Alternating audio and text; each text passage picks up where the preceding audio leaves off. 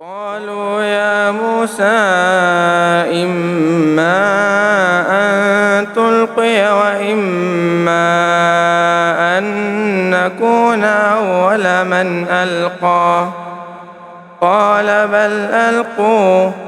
فإذا حبالهم وعصيهم يخيل إليه من سحرهم أنها تسعى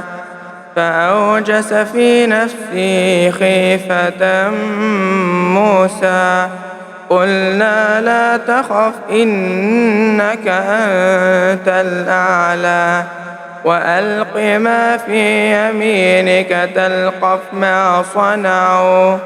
إنما صنعوا كيد ساحر ولا يفلح الساحر حيث أتى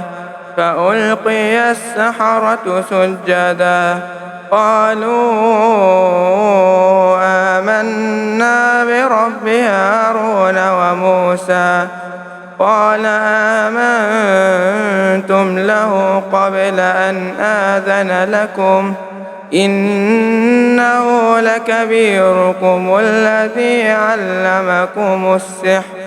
فلأقطعن أيديكم وأرجلكم من خلاف